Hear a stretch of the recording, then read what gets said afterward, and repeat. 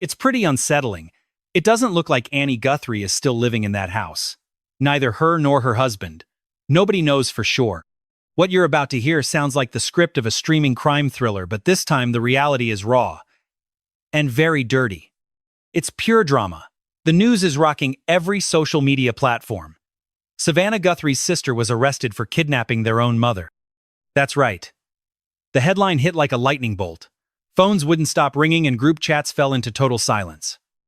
All of a sudden, America's perfect family image was shattered to pieces. How does a quiet dinner end with patrol cars surrounding the place? How does a routine drive home wind up in handcuffs? And why did investigators end up zeroing in on the daughter?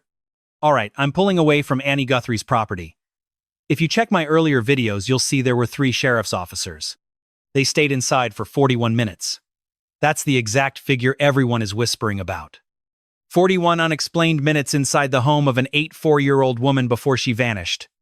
Was it a simple coincidence, or the detail that changes everything? Because this is where the story gets really uncomfortable. Authorities maintain this was something targeted, planned, and very precise. Now, one single name is at the eye of the storm: Annie Guthrie. So buckle up, because tonight we're going to break down the arrest, the timeline, and all those dark secrets. We'll be talking about the explosive finding that turned a family tragedy into a national scandal of massive proportions.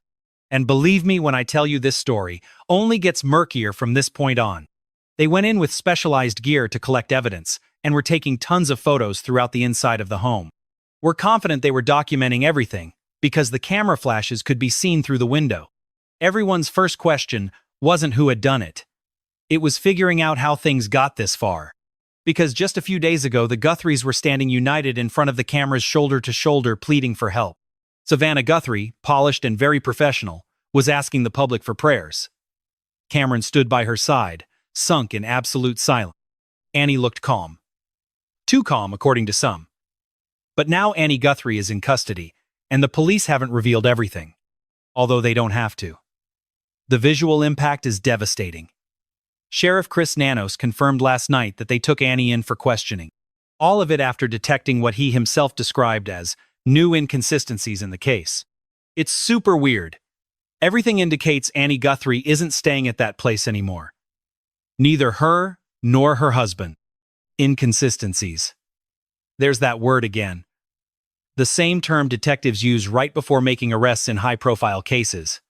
So what was it that changed? Let's rewind a bit. The night Nancy Guthrie disappeared, she was having dinner at Annie's house. A family evening, ordinary and seemingly harmless. According to the initial timeline, Nancy arrived around sunset. They ate, played board games, and laughed. Everything seemed normal. When I got here, I ran into 3 agents who had just shown up. They've got private security on site. NBC hired private escorts. Tommaso Chioni, Annie's husband, was the one in charge of driving Nancy home later that night. The garage opened at 9:48 p.m. and closed at 9:50 p.m. Digital records don't lie. Or do they? This is where the tension ramps up. At 1:47 a.m., the camera at Nancy's front door was disconnected. It didn't fail or shut off. It was physically tampered with. At 2:28 a.m., her pacemaker app lost its connection to the phone. 41 minutes. That's how long they spent inside that house. Anonymous police sources say investigators uncovered something significant. During the second search of Annie's property, they found something they're not yet willing to name publicly. But according to an inside source that flipped the entire course of the investigation. Stop and think about that for a second. This wasn't just a routine inspection. They moved every single blind. I could see them taking photos of every detail. There you have it. Right there. That's part of the stuff they took out. They were photographing the entire inside of the garage. Officers came back with cameras and evidence bags. They photographed floors, storage containers, and even the ceiling beams. Neighbors reported intense flashes moving from one room to another, like the reconstruction of a crime scene. And here comes the twist that has social media on fire. Apparently, Annie wasn't home during that second search. Yesterday's report says the garage opened at 9:48 p.m. We believe it was the family. We thought it was Tommaso dropping her off at home. She had moved out temporarily, according to what a family representative explained.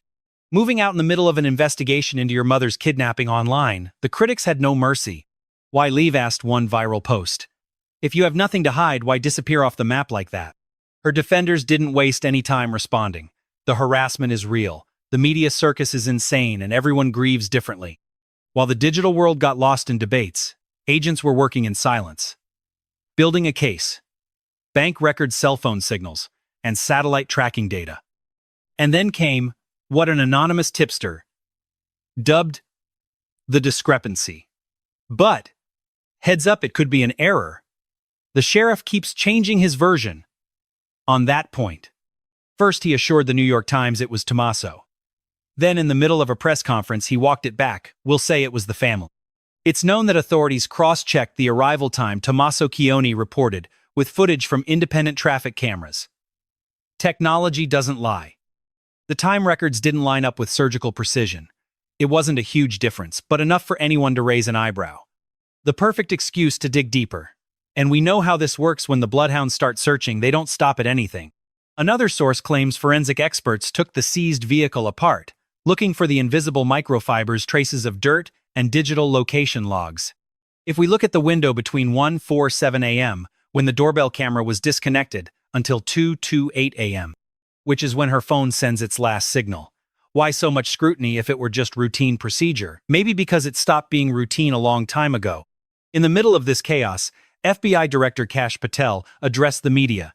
He defined the situation as an open and constantly evolving case. He refused to confirm whether the arrest was directly tied to that 41-minute window, but he didn't dare to deny it either. That information, void, says more than it appears. Meanwhile, on social media, public opinion has already split into two camps. There are those convinced Annie is the victim of a setup, driven by simple coincidences, and those who believe her calm hides a sinister side. But let's face the harsh reality. When the last person to see someone alive becomes the prime suspect, the story takes a violent turn. Dinner. Those fateful 41 minutes. 41. The drop-off. 41 minutes that now change everything. Now comes the arrest.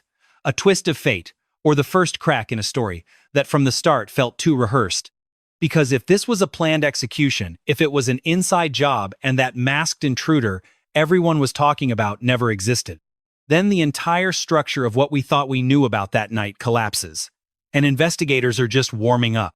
For starters, we've all been obsessed with the ransom angle. Everyone's been fixated on the money, the ransom, the ransom. It's dangerously easy to ignore other angles. And just when we thought the arrest was the climax of the drama, the leaks started pouring out.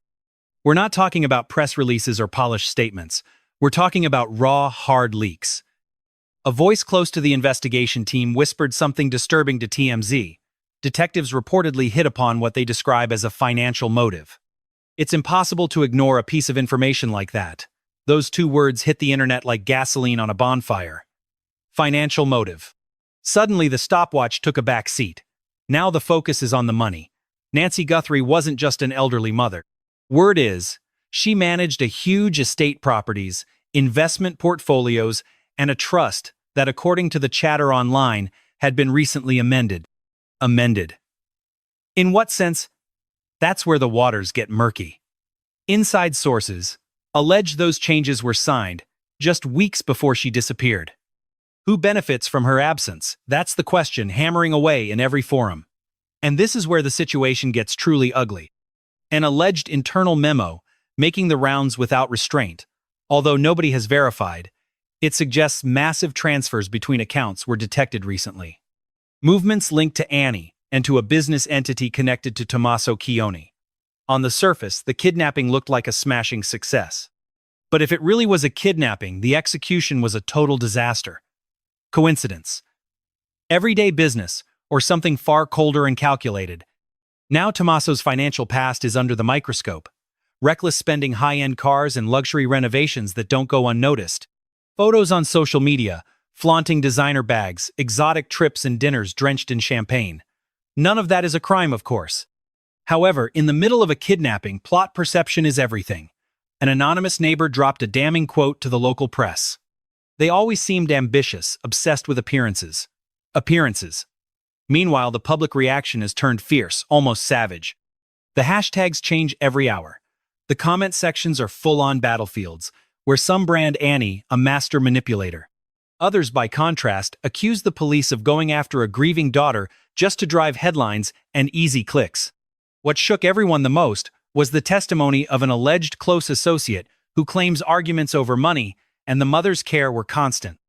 It hurts me to say it, but this could be one of those cases he mentioned, referring to the disturbing kidnapping kit reportedly found in the trunk.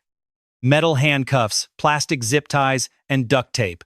I repeat, nothing confirmed yet, but in the court of public opinion, rumors fly faster than evidence. Then came the rumor of a finding inside the seized car. A viral blog reported it, although frankly it has to be taken with a grain of salt. Forensic experts reportedly found dirt residue that doesn't match Nancy's yard or Annie's property. Desert sediment with a different mineral composition. Police are keeping quiet. They're not validating the information, but that silence isn't a no either. And if that dirt has something to say, then the crime scene expands far beyond a single property. The truth is still there, lurking among the details, while the narrative shifts before the eyes of an audience that doesn't blink. Each new piece that lands on the table drags us a little closer to the darkness of what really happened that night. It all boils down to movement planning and intent. Kash Patel, the FBI director, avoided making direct comments, although his words sounded pretty cryptic. Digital evidence rarely shows up alone. We're talking about cloud records, phone data, smart home histories, and satellite location tracking. Deleted messages and chats with military-grade encryption. Because in 2026, nobody moves without leaving a digital trail. There are analysts online who have even dissected Annie's earliest public appearances. She was rehearsed, one viral commentator firmly insisted. Too composed. But here's the twist. Composure isn't a synonym for guilt, the same way hysteria doesn't guarantee innocence. Even so, the timing, the finances, those 41 minutes, and the rumors about the dirt, it's the perfect storm. And the question hovering over the whole case is very simple. Was it an act of desperation or something coldly designed? Because if investigators really found a motive, if this arrest isn't just based on proximity, but on financial benefit, then the Guthrie scandal stops being the story of a missing mother. It becomes a story about power. And power, when it feels threatened, can push people to do unthinkable things. Something happened here just a moment ago. We received an email from someone anonymous, and now come the consequences, because arrests don't just shake families. They destroy reputations completely. Within hours of Annie Guthrie being detained, legal analysts were already debating which charges could hold up. Kidnapping, conspiracy, and obstruction. The prosecution hasn't shown all its cards yet, but sources say a grand jury could already be reviewing everything. Sealed evidence. Under lock and key. That word alone sends chills down your spine. Sheriff Nanos gave a brief press conference this morning. Reserved, controlled, very measured. He confirmed the arrest was based on accumulated findings and emphasized that the investigation is far from over. Far from over. Translation: more blows are coming. Tommaso Chioni hasn't been formally charged, but it's not like he's vanished off the map either. Paparazzi caught him leaving a law firm late last night. Jaw clenched, no comment. His lawyer posted a single sentence.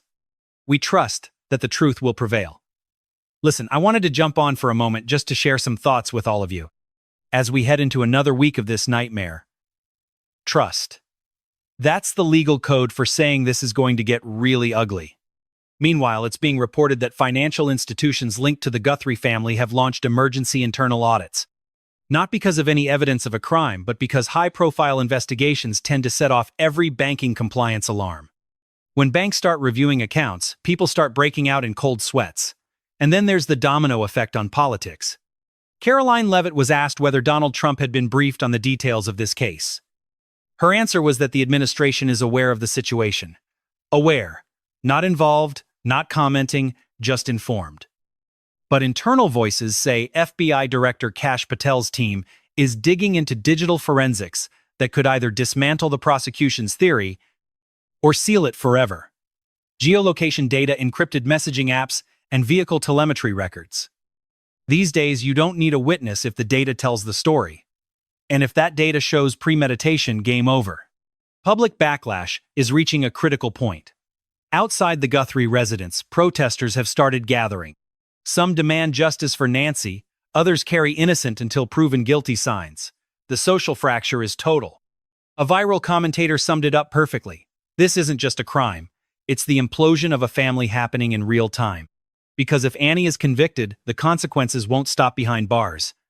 Trusts get frozen, and assets enter dispute. Family members turn against each other.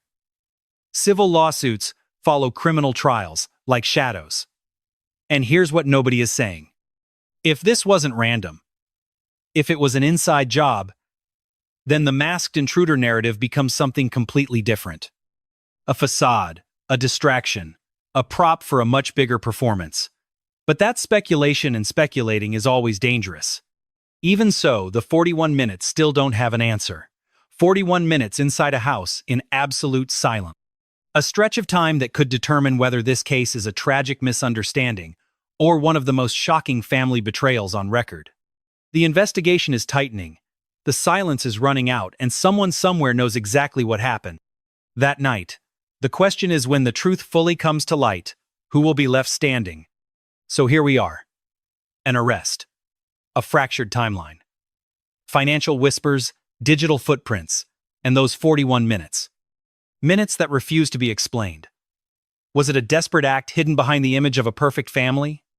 Or are we watching how a narrative spirals out of control before all the facts come to the surface? Because, let's be real, in today's world, perception travels faster than evidence. A headline can destroy a legacy. A leak can spark a wildfire, and a single arrest can split public opinion right down the middle. Do you think Annie Guthrie is at the center of something coldly calculated and executed? Or do you think she's the easiest target in a case that's still missing way too many fundamental pieces? Drop your theories down below. I read them. But don't just vote guilty or innocent. Walk me through the logic you're following. What's the loose end? The money trail, the timeline, the digital evidence, or maybe the fact that we still don't have clear answers about what really happened inside that house? Because this case is evolving minute by minute. You know, we'll be breaking down every twist, every leak, and every legal move the moment they happen. If you've made it this far, hit like to help spread this analysis. And subscribe if you're looking for unfiltered updates. They won't serve up the truth on prime time. Turn on alerts. The next finding could flip this entire story on its head. Stay alert. Don't stop questioning. And remember, the truth never disappears.